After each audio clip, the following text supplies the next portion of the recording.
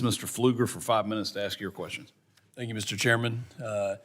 Appreciate the work that y'all are doing. It's a very important, obviously, time in our country. Chairman Carr, thank you for your leadership. In 2021, you proposed a multi-year spectrum calendar that auctions specific megahertz across several bands. I asked your predecessor about issuing a spectrum calendar, which she declined, stating that the commission cannot produce one because Spectrum Auction Authority had lapsed. Thankfully, as has been discussed already today, we were able in the Working Families Tax Cut Act to allow the FCC to auction off 800 megahertz of spectrum for commercial broadband use by 2034. So very excited about that.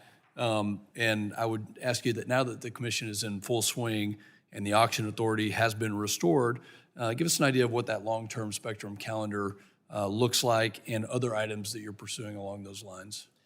Thank you, Congressman, for the question. As you noted, we now have a concrete 800 megahertz spectrum pipeline, and the FCC's work is well underway. We're going to hold the first auction in a number of years.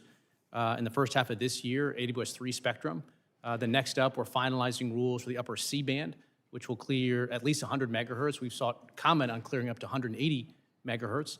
There's also active work underway on the 7 gigahertz band, on the 2.7 gigahertz band, and even on license. Again, this month alone, we're voting to supercharge Wi-Fi by allowing higher power devices. And in addition to all of that, we are clearing the barriers in the secondary market, so spectrum that wasn't fully loaded, that could have been sitting fallow, is moving into the hands of carriers that are loading it and lighting it up and increasing speed. So again, we're seeing increase of speeds, decrease of prices, and enhanced competition.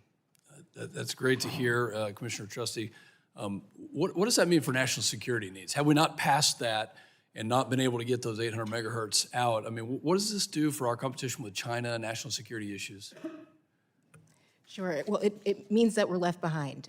Now that we have auction authority and a long-term spectrum pipeline, we can meet the growing demands of wireless services, public safety, national security, and emerging technologies, and we can fully participate in the WRC 27, which is absolutely critical to promoting American values, our economic competitiveness, and national security by having a foundation to develop a unified strategy and so on. So I really appreciate the leadership of the subcommittee.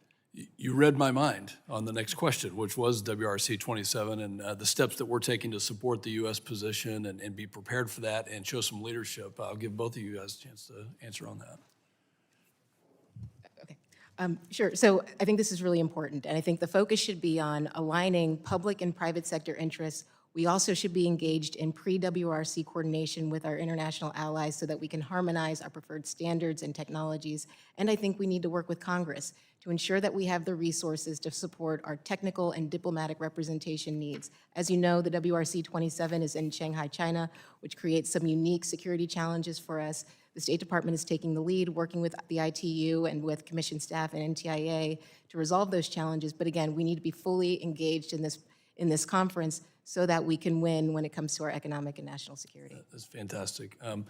Chairman Carr, let me pivot just a little bit. I want to kind of talk about the public interest and the responsibility that you all have as commissioners to protect the public interest, and just give you some time to explain what that means to our country for the licenses that you hand out, especially broadcast licenses. Thank you, Congressman. So broadcasters are unique among all other distributors of information or even data. They have a license given them by the federal government. That necessarily means the government has excluded other voices that might have wanted to use those airwaves. And so they have an obligation to stand not just in their own shoes, but in the shoes of their entire community of license.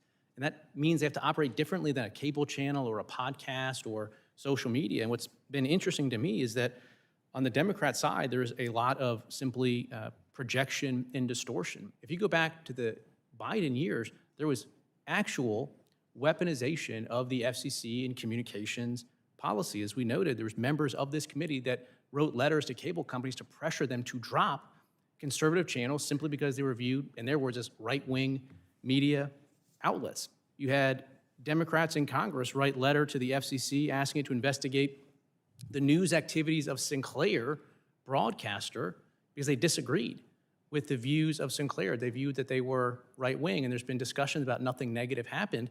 After that letter, there were 227 routine Sinclair licenses that came up for renewal or were pending during the Biden years, and all but one of those So 226 were not renewed by the FCC. That was unprecedented. It had never happened before. So Democrats put pressure, and it engendered results. What we're doing is applying the public interest standard in an even-handed way. And for people that benefited from the weaponization during the Biden years, that may feel like discrimination, but it doesn't make it so. Gentleman's time's expired. Yield back.